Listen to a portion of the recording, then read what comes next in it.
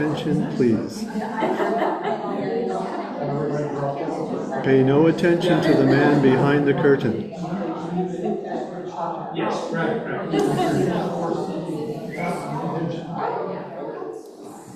Hello, hello, hello. So, what we want to do today is talk about the Psalm program. I did not know this, but I'm the first person from Agnus Dei to participate in the Psalm program, which is interesting because in my current cohort, there's 4 people from St. Mark's, and they have about the same every time. So some churches seem to be more engaged in it than others. I don't know why. Anyway, what is it? It is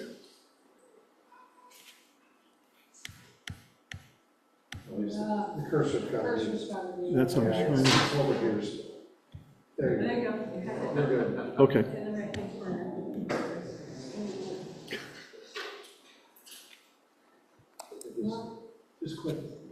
Just click on that cursor.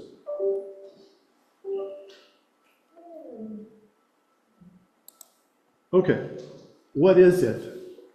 Psalm stands for Pathway for Strengthening Active Lay Ministers. It was created by the Southwest Washington Synod about 8 years ago. Pastor Kim Latteral led that charge with half a dozen others, one of whom was Dennis Goins.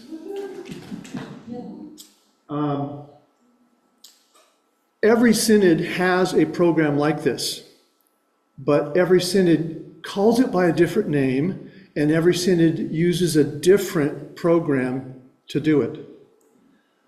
Now, what ELCA Central has done is they've agreed to create a standard, a national program, but it's going to take them probably minimum of 3 years, more likely 8 years for that to happen. So we're going to continue using ours until the national program gets set up.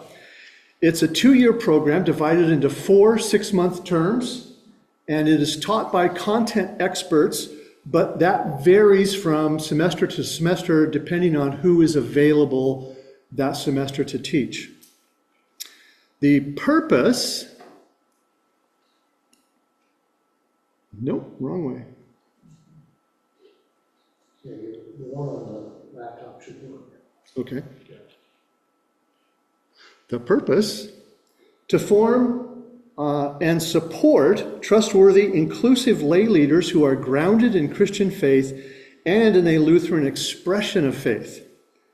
And it is designed for congregational members who have discerned a call to more intentional and public lay leadership in their congregation and community. What it does, the result of it, it does not make you a deacon. That's a whole separate track of training. It also does not make you a SAM, or a Synod Authorized Minister. What a Synod Authorized Minister can do is conduct a service in word and sacrament at any church in our Synod. So if a pastor needs a break, if a pastor's out of town, if a pastor's sick, a SAM can step in and perform all the necessary things for a service. But that's a whole nother year or so of training in addition to the Psalm training. So the Psalm training is the precursor to SAM training. It does open doors for you in terms of ministry, both in the church and or in the synod. All of the various synod committees by constitution are required to have 2/3 lay members and 1/3 clergy members. So there's an opportunity for all of you to participate in synod committees. I don't know if you knew that, but you can. And it does increase your sense of purpose and confidence in ministry. I have a far greater understanding of Lutheran theology now than I ever have in the past, which is a good thing. So, why was I interested in this? First, you know my background. I came out of an evangelical setting, deconstructed completely out of that, had to rethink every topic in Christianity.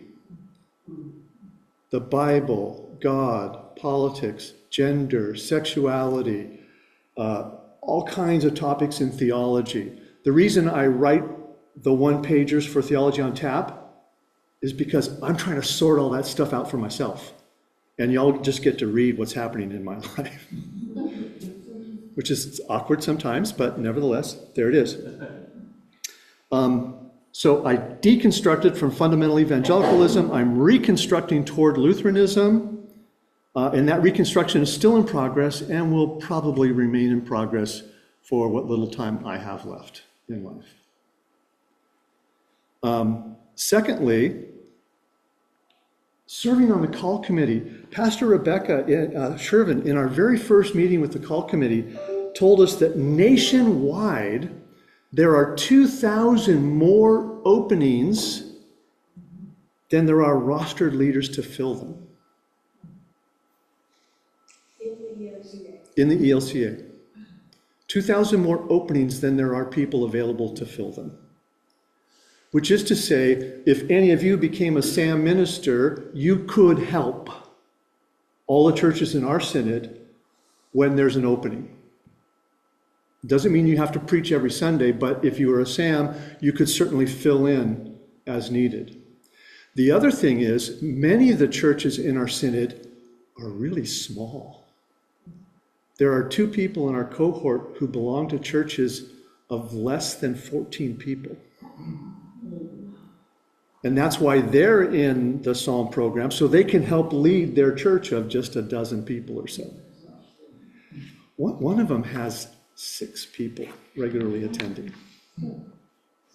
But the bishop is supporting them and supporting their leader, and they meet twice a month, and then the other days of the month, they go to another church nearby. Lastly, there was a desire on my part to be more Lutheran and less Lutheranish. There are many, many things I love about Lutheran theology. But coming at it from the outside, I always feel like I'm on the outside looking in. Y'all who are cradle Lutherans, you're like, you get it, you understand it, you have all those words. And I don't know why that is dinging. So I just wanted to know more. It was a personal growth issue for me. It was also a desire for more intentional, structured learning rather than my standard ad hoc, whatever I'm interested in kind of learning. I needed it to be more structured for my purposes. And then if there was a possibility of a desire for more spiritual formation, and if the possibility arose of being able to use my gifts in things like this, in teaching. So, what does the curriculum look like? And this is probably changes with every cohort, but the way we did it, our first term was on the Old Testament and the Pacific Northwest context. Our Old Testament class was taught by Pastor Mark Graverock, who has been serving as the associate or assistant pastor at St. Mark's of the Narrows. He was a professor at a Lutheran seminary for some time, so he's really well equipped to teach it. Pastor Shervin taught us about Northwest context and what it means to be involved in ministry in the Pacific Northwest, where we have the lowest rate of church attendance of anywhere in the nation. The second term was on the New Testament. Again, Pastor Mark Graverock taught that. Then Lutheran worship was taught by Pastor Havila Forgy from Mount Cross. The third term was Lutheran theology taught by Sam Torvin, which was absolutely fabulous. And then congregational care, which was taught by Deacon Carla Spaccarotelli from a church in Olympia. I don't know if I'm saying her last name right or not, but she was fabulous as well. The last term, which we will do starting in April, will be on preaching and leadership. So the specific books we used. This one's fabulous, by Jerry Sumney. It is a freshman college level Old Testament and New Testament survey. Very good.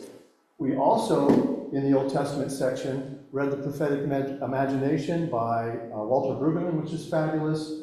And what was perhaps the most challenging for me was The Woman is Midrash by Wilda Gaffney, which is like, it's just a whole other way of looking at the scriptures and the stories in the scriptures.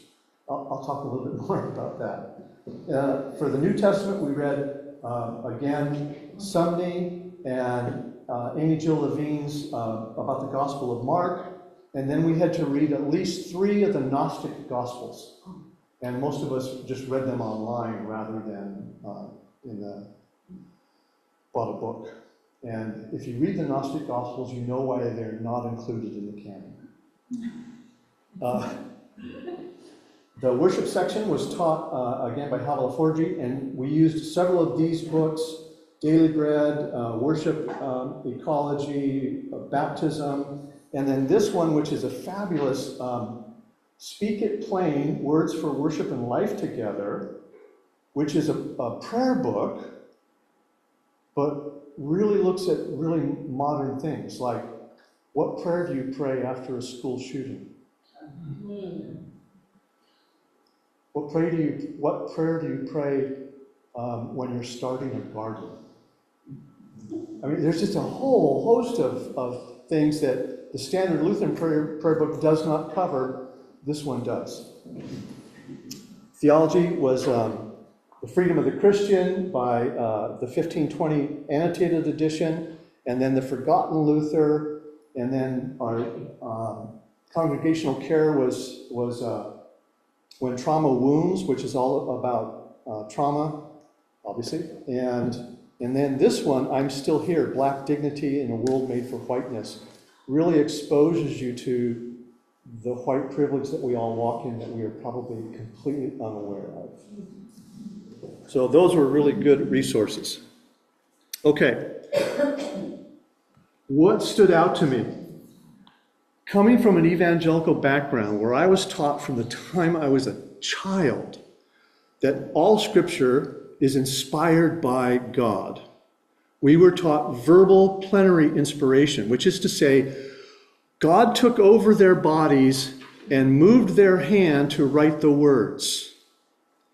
A single, univocal author of the scriptures was God, period. The scriptures were inerrant and infallible. There are no contradictions. And it's not one book, or it's not a collection of books. It is one book. That's where my head was coming from. And in the course of my reconstruction and deconstruction, that was one of the biggest things I really had to wrestle with, was divine inspiration of Scripture. But what we learned in the Sumney book and in the new updated edition of the NRSV, the Scripture, the phrasing of 2 Timothy 3:16 and 17, where it says, all Scripture is inspired by God and is useful for teaching, for reproof, for correction, for training in righteousness, is a proper translation. But it's not the only translation, because that also can be read. Every scripture inspired by God is also useful for instruction, teaching, correction. Every scripture that God inspires, which could mean that the whole book is just a book, and when God inspires you on this particular verse on this particular day, that's inspired. It's not the whole thing. So that was eye-opening for me. And you may completely disagree with me on what I'm saying here about the scriptures. I'm just saying these are the highlights for me. This is what made sense. Okay, starting as a freshman in high school, I read Lord of the Rings for the first time. And I read it every year. for about 12 years running. I would start it in September when the book starts, the story starts, and I would end it in May when the book ends in May. I read it out loud to my children. I loved that book, the trilogy of those books. But what I found was, when I read it, I had these images in my head of all the characters and what they went through. And in my head, they were cleaner and neater and prettier and altogether less messy than when the movies came out and the movies portrayed them. And all of a sudden, it's like, oh my God, these were real people. They got dirty. They had greasy hair. It was just... And I remember just being shocked at the movies because the movie did not match what was in my head. And I say all that to say this. I've been reading the Bible since I was 7 years old. And for most of my life, I was self-sanitizing and self-censoring the view of the Bible that I had, and not really addressing what was actually happening in the story. Let me give you an example. In Gaffney's The Womanist Midrash, this is all about the women of the Old Testament. And in the chapter on Hagar, she says, you know what was really happening?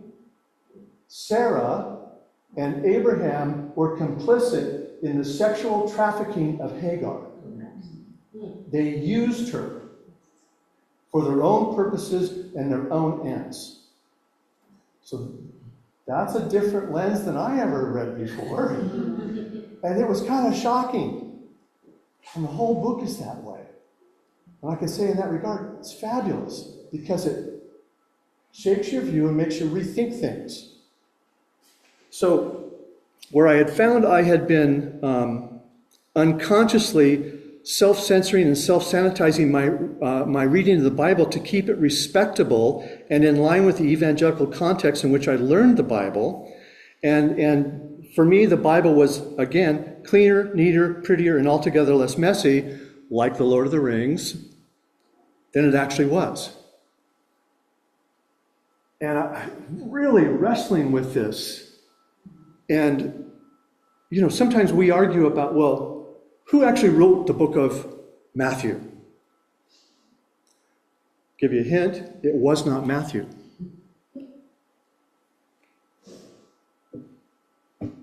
Who wrote the book of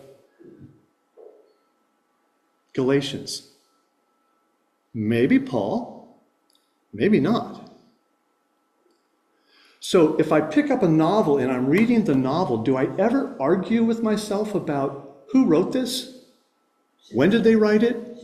Why did they write it?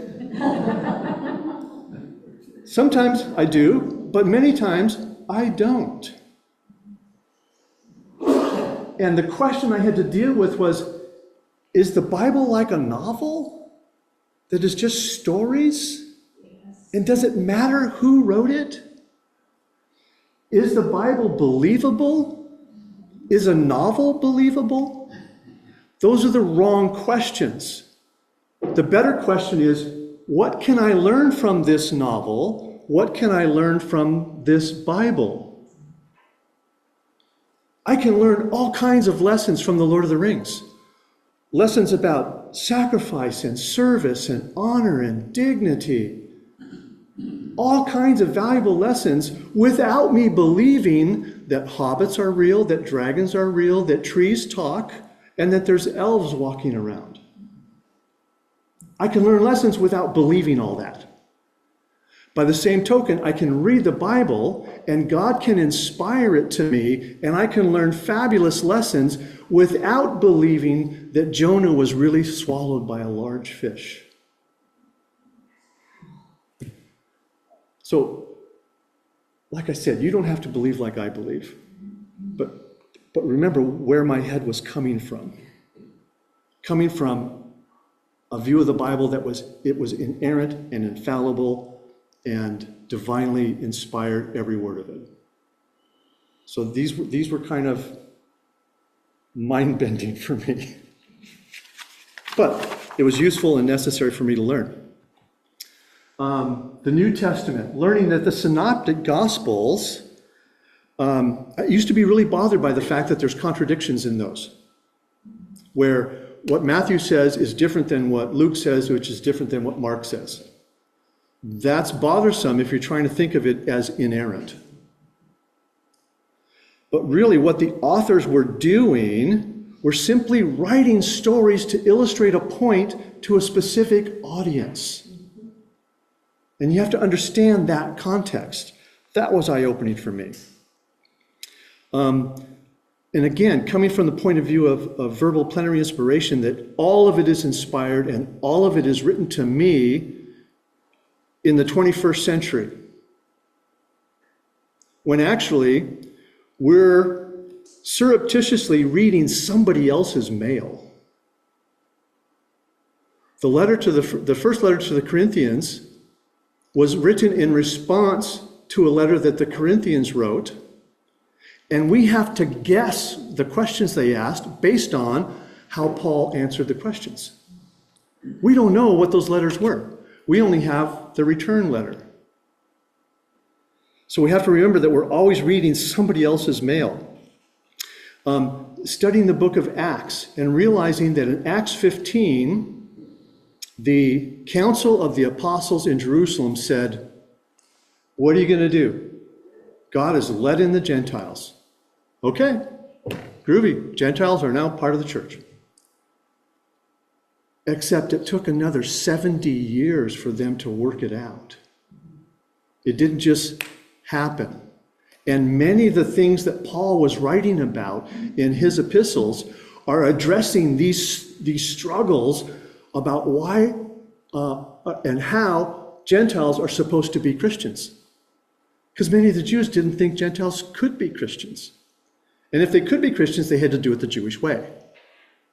And Paul's like, no. They don't have to do it the Jewish way. Then the issue of not anonymous writings, but pseudonymous, which is false author. Anonymous means unknown author. Pseudonymous means false author. Or when you write something and you're claiming somebody else's authorship. Starting in the 17th, probably in the 18th century, in England and in America, copyright laws and patent laws began to protect individuals' authorship. And as an academic, I was trained, you rarely can say anything of value that you say. It's almost always based on what someone else has said, and you better cite what those other people said. That's why even in those one-pagers I write for you in Theology on Tap, they always have footnotes and citations because I don't know how else to do it. That's the only way I know how to write. I cannot claim authorship for many of those things. But in the first century, people did it all the time, claiming authorship for things they did not write. If they wanted it to have cachet, they wanted it to have authority, they said, well, let's just write it in Paul's name. Whether Paul ever said those things or not. That was just kind of... So anyway, moving along. Did I skip? I did, okay. Lutheran worship. The way Pastor Havila taught this, she had us, our group of 9, answer the question, how does your church operate a service? How do they start? What do they do? And she had us walk through every step of a Lutheran worship service. And then had us identify what were our favorite parts of that service. Only to find out, in that long list of things that we enjoyed, only 2 of them were directed and required by Scripture. All the rest were adiaphora. Adiaphora is a Greek word. Is it a Greek word? That means neither required or restricted. It means that if you do this, it's okay. The Bible doesn't require it, the Bible doesn't prevent it or restrict it. So, lighting candles, adiaphora. What you wear to church, adiaphora. Singing or praying the Kyrie, adiaphora. Confession and forgiveness, adiaphora. Thanksgiving for baptism, say it with me, adiaphora. Piano or organ versus electric guitar or drums, adiaphora. Hymn of the day, adiaphora. The minister's vestments, adiaphora. We had people in the call committee, and we asked every candidate, what do you wear? What vestments are you going to wear? What vestments do you like? Because our church likes certain things, and if you don't like that, well, then maybe you're not a good fit for us. But that's adiaphora. Saying the creed, adiaphora. Standing for the gospel reading, adiaphora. Sharing the peace, the bane of introverts everywhere, adiaphora.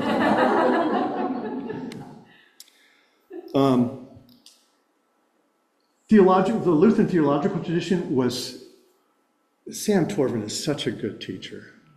And he walked us through the freedom of the Christian and the large catechism and the small catechism and why Luther wrote them the way he did, when he did, and all of that. It's kind of like, boom, it made sense all of a sudden.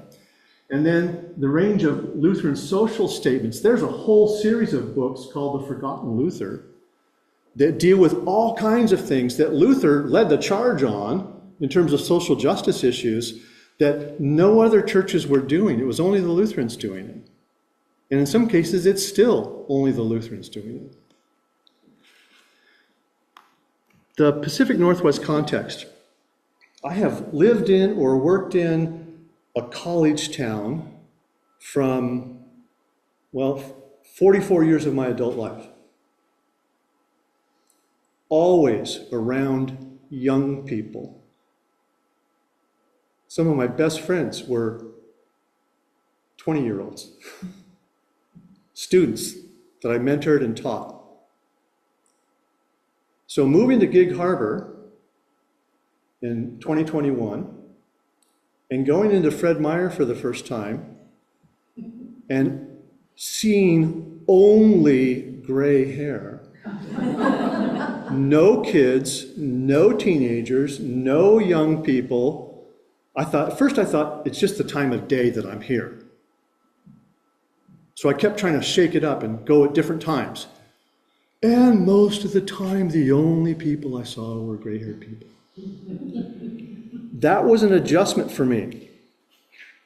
So doing a deep dive on our Pacific Northwest context, and specifically on Gig Harbor, was really enlightening for me. So one of the first things I found out was that our church isn't even in Gig Harbor. And in fact, where I live isn't even in Gig Harbor. We're served by the Gig Harbor Post Office, but we are not in Gig Harbor. Gig Harbor is actually kind of quite small. But what I did was I did a bunch of research at this website, UnitedStatesZipCodes.com, and you can find all kinds of really, really interesting stuff from the census data based on zip code. So these are the three main zip codes that Gig Harbor has: 98332, which is right here, Artendale 98335, and then 98329. That's where the majority of our people are from. And what that looks like, I took the directory, which is a public document that you've all have and we've all shared. So I didn't sneak around getting your stuff. You've already given it. But this is where 52 of our people live in 98332. 53 live in 98335, 15 in 98329, and then it goes down from there. Fox Island has its own zip code, just for that little piece. Then I took your addresses and I plotted them on this map. So you can see there's a bunch of little red dots all around. Those red dots are your addresses. Then I drew a circle, 1 mile in radius, 2 miles in radius, 3 miles in radius, 6 miles in radius. And this is what we have. Within 1 mile, we have 17 households. So 17, basically 30 of you people, can walk to church. If you wanted to. 2 miles out is another 17, 3 miles out is 20, and 6 miles out where I live, 48. I ain't walking to church. And another 44 people live more than 6 miles away. Which is to say, we are not a neighborhood parish church. We're pulling people from clear out at Belfair, as far north as Port Orchard. We got people who are in our directory who live in Seattle. They don't always attend, but they're in our directory. So, Yes?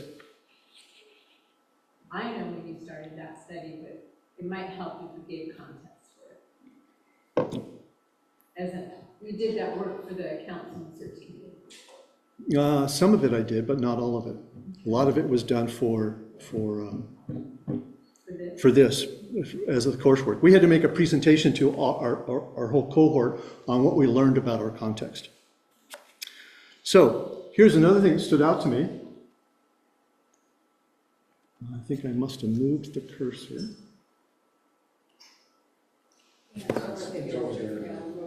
Okay. Is it there yet? Yeah.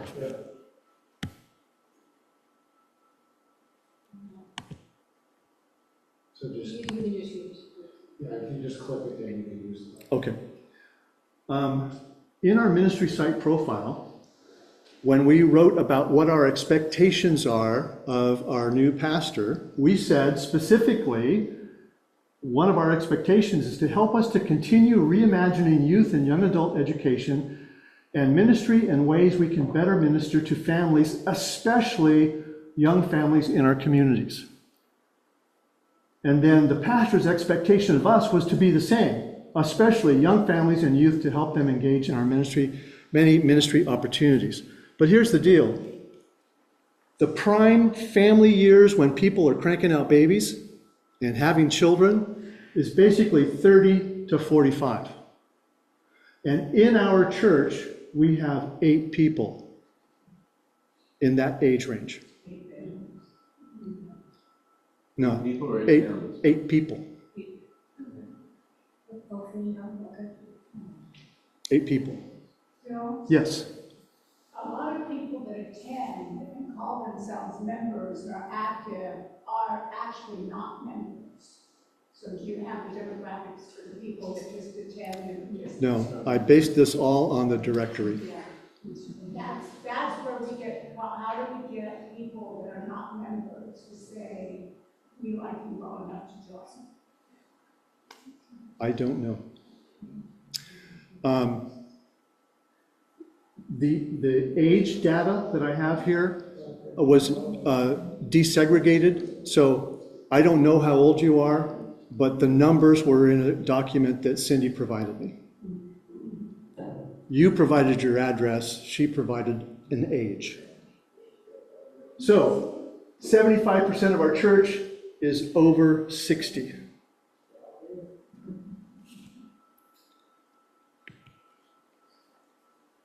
Again, if you want to identify them by generations, silent and boomers are 75% of our church, Gen X 4.3, millennials 5%, Gen Z 7.5%, Gen Alpha 9.4%. Now, why does that matter?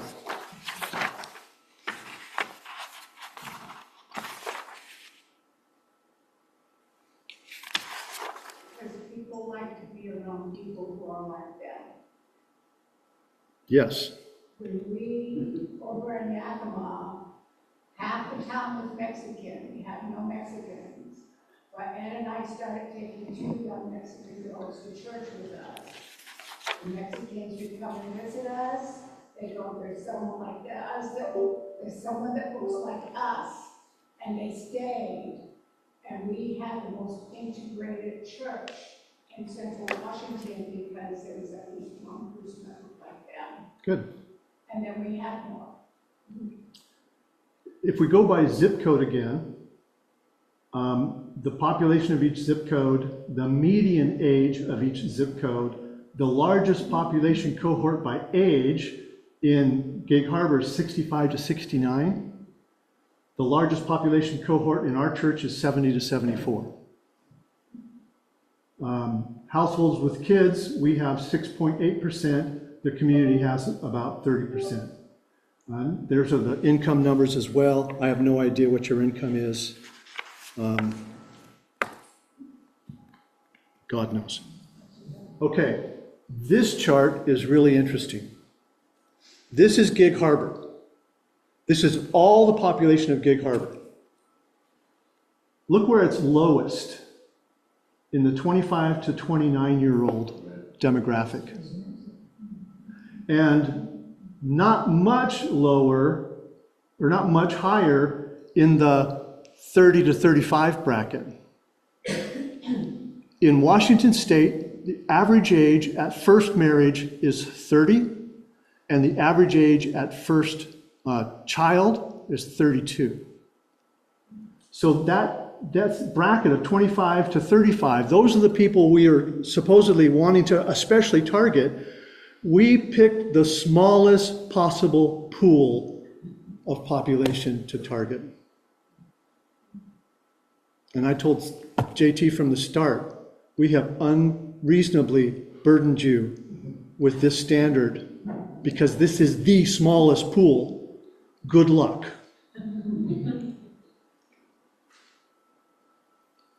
And when you compare, the blue line is that chart from Gig Harbor. The red line is us. We have 0 in the around 30. All our young people, well, we have one young couple. What's their name? Yes. Yes. They weren't in the directory. So they're not reflected in this. They would bump us up to right there. Okay, so what's going on here is that we are low where they are low, where the community is low. We are high where the community is high, except we skew a little older.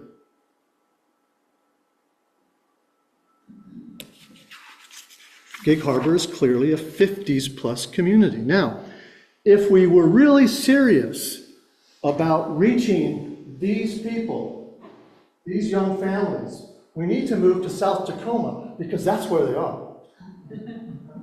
Look where they're highest, 30 to 35. That's where my daughter lives, and her husband and her 2 kids. Why are they there and not here? Because the housing is so much cheaper there. That's the only place they can afford to live. And the housing here is so expensive. I had about 8 more slides, and I eliminated them because it's just too much data.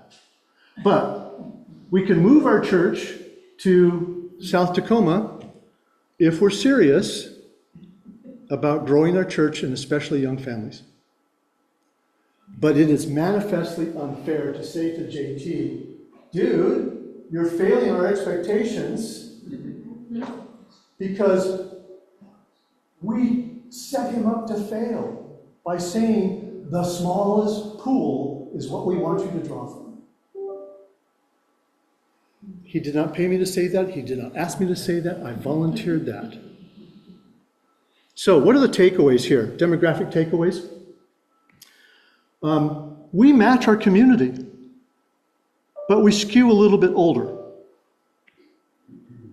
The 25 to 35-year-olds, the young families we seek, are only 8% of our community.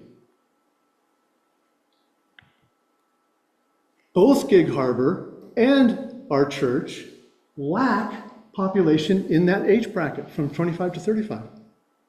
So we shouldn't be upset or frustrated or angry. That's just the town we live in. It's our context. And either way, only 30% of households have children. And honestly, Washington State's households with children has gone down 3%. Nationally, that number is 25%, households with children. We're actually a little above that, which is kind of shocking. So, whether the zip code has many or few people in that age bracket, the rate of households with kids is still only 30%, which is then the question is, what are we doing to reach the other 70%? Because here's the deal. Many of us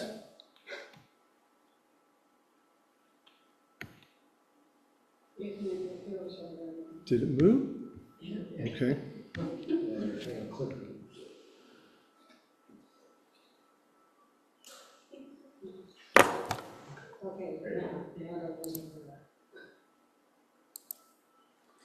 Here's the interesting thing, 1960 to 2023. This is where we grew up, folks. This is where we had our start, where half of the population had children. Half. But now, only 25% have kids, and 75% don't have kids. You've heard about the demographic bomb that's going off in China and in Japan. The only thing that's keeping us from having the same bomb go off in the US is immigration. The very thing that the current administration is trying to stop. Because what's going to happen in about 10 years, if you're still alive, there will be no young people left to care for you. There won't be any young people. So, I say all that to say this. Church decline is multifactorial. There's lots of reasons for church decline. One factor is we might not have an accurate view of our context. We have ministry opportunities, but sometimes I think we miss them because we're looking in the wrong direction. Instead of targeting that 8%, we should be targeting the 70%. What are their needs, concerns, priorities that we can support? So this is what the Faith Land cohort is about, is interviewing neighbors, interviewing citizens, interviewing people in our community to find out what are their needs. But there's only 4 of us doing that work.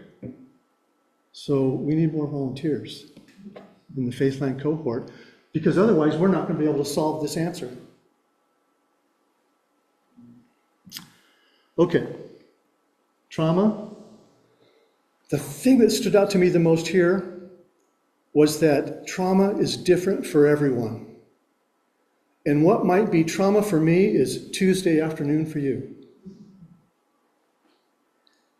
That doesn't minimize my trauma or minimize your Tuesday afternoon. It just means that we all have different traumas. But we need to be aware that our brothers and sisters in our community are all, to some degree, have experienced or are experiencing trauma. This book, I'm Still We Here. read, in our book group, we read her book, Austin Shine Brown's. We read that in our book group. Good. How long ago? I don't know, but I'll tell you all about it still. The thing that stood out to me in reading this was just the quotidian microaggressions every day that people of color face, that we in our white privilege are oblivious to. But they face it every day in where they work, in where they travel, in where they go to school, in where they live, and we are blind to it. And we really need to wake up. Not if we're not lying to it if you print the book. So I have learned nothing about preaching or leadership yet. I won't until April. So, Psalm, I want you to consider it because number one, it's not going away anytime soon. National is going to create a program, but it's going to be 8 years probably. And then they'll trial it, and they may not trial it in the Southwest Washington Synod, which means our program will still be in place, still available for you to participate. The application deadline, however, for the spring cohort is approaching very quickly, like in the next 2 weeks. So if you're interested, go online to the Synod's website, go to Ministries, and then click down through the menu to Training and Resources, and the Psalm program is right there. You can click on that.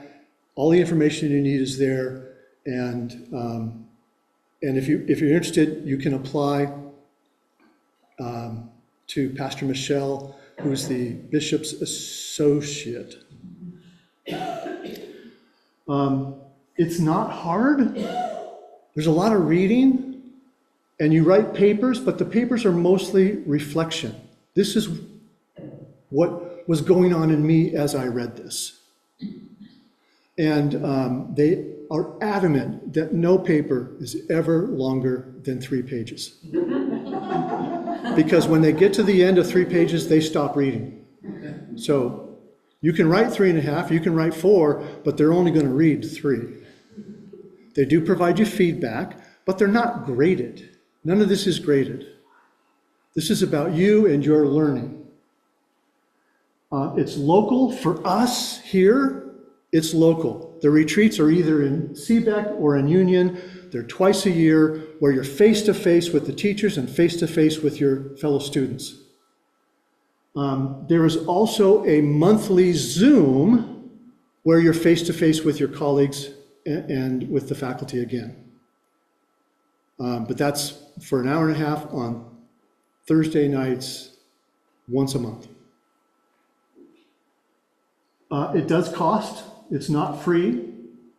Some people in our group paid for it themselves. Some people, their churches paid for it. Some people, the Synod paid for it. There are scholarships available. They've got a pot of money, and if nobody signs up for it, it just sits there. And the benefits are confidence, assurance, vision, and yes. Who said that? Marilyn. Really cool stuff. It really is, yeah. So, any questions for myself or Dennis? I'll just mention to you that the first year when we finally got this all together, we found that the group that was putting it together was being forced down what we would call an academic road. In other words, it was starting to look like seminary. Why? Because the pastors in the group had all been through seminary. And what we found was the group that was putting this together said, no, we can't do this. We've got to focus on people. And the moment we started to see where the interest was in churches about people, it wasn't necessarily all about being a pastor or helping the pastor or do what pastor does. It had a lot of fingers out where some people were there because they were really interested in youth. Some people were interested in chaplaincy, in hospitals. A lot of people were going through it, taking the same courses, and finding that it worked for them, even though their interest in their church had a sideline that was helping the church, but not necessarily the pastor as a whole. Does that make sense what I'm saying there? I think that's still the truth. Yep. I just wanted to bring it up, that if you were thinking about it at all, but you'd like to go really in this direction, then that direction is open to you. In fact, they would encourage it because when you do get together, you can talk about it from different points of view. And it worked well that we began to focus on the people that were attending and what their wants and needs were without us creating an academic seminary type of situation. And it was hard for those who had been to seminary, it wasn't for me, I was a high school principal, so forget that. But for them, it was hard for them to give up, if it wasn't invented here, they should do it this way, kind of thing. And what we finally got to was we started to focus on people that were coming to it and wanted to be a part of it, and how could we bring in educators that were like that wanted to work with people, not necessarily their topics. And I think that's been one of the mainstays, and you can speak to that now, but that's one of the mainstays in the program. Yeah. I think there were 9 people in our cohort. I was the second oldest. I was kind of surprised at the number of young people. And one of the young people, after the first 2 courses, said, "You know what? I want to go to seminary." That he just loved it, just ate it up. 2 people in our cohort, actually 3, belong to very small churches, like I said, and they're already involved very heavily in the ministry and keeping their churches going. So this is just giving them a lot more confidence. The rest of us, we're there to learn and be better Lutherans, be better Christians. Any questions? Yes, ma'am. Where do you want to go with it? Excellent question. I thought for a long time I wanted to be a Sam. I think it's coming clearer to me in terms of discernment that I don't want to be a Sam.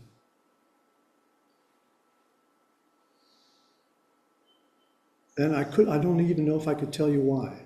I went to Vicar Anna's ordination and I saw all those people standing up there, and I thought, I don't want to do that. I don't want to be that. And I'm still, that was just last week, so I'm still wrestling through this. Teaching in Forum, I absolutely love it. Working on Theology on Tap, I absolutely love it. I have a brain that requires engagement. The worst thing for me is to be bored, because then all kinds of bad things happen. Yes?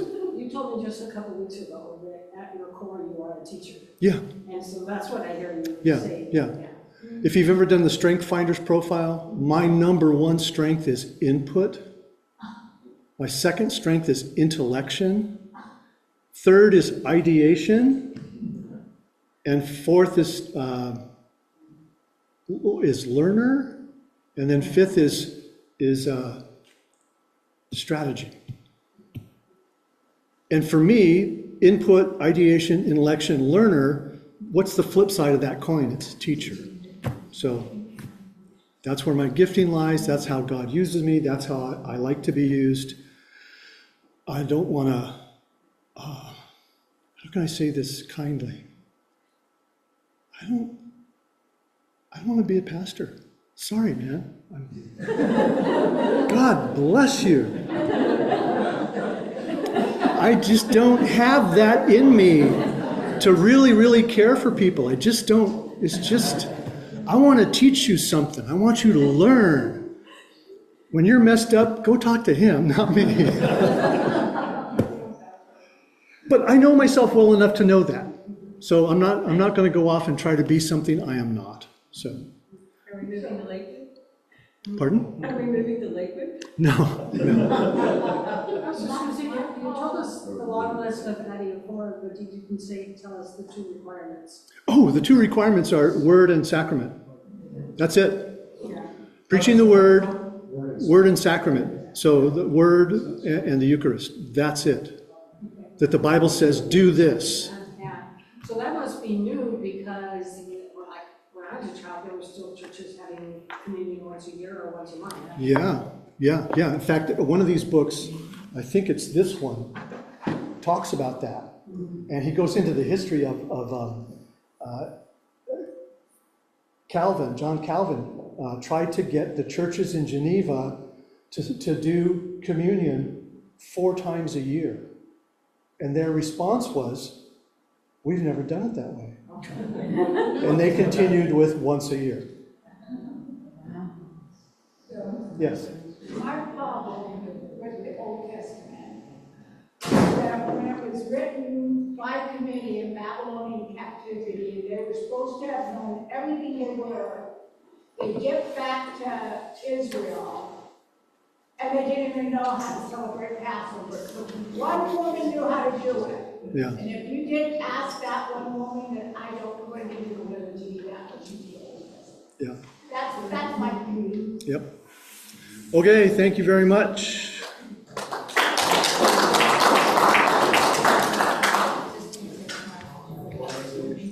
I don't want to be back. I don't know how this Where fits is what. the- It's over here on the. I saw it in the picture. It's. Okay. It came in for a second. It's presentation. It was over there for a second. Yeah, it's back here now. I needed to go that way. That way, and then it comes around. There it is in the corner. That little white thing in the corner was, I think, was the bottom.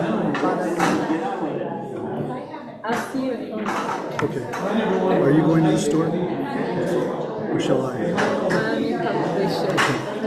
Because I got a suit and it's. Okay. And she's a little hard to wear. What is the cost of the program? $400 a term. Yeah. 1600. $1,600 total, $400 a term, and we simply couldn't do it. And that's when I brought it to the council and said, would you be willing to pay for this? We're paying something down. Yeah, and the way that it was originally set up, Pastor Kim expected churches to pay half because the church benefits from what we do. So we will say this: having the church pay for the whole thing for me has created in me a sense of obligation that I can't say no. And I'm really wrestling with it because I have lots of opportunities to serve, and I feel like I can't say no.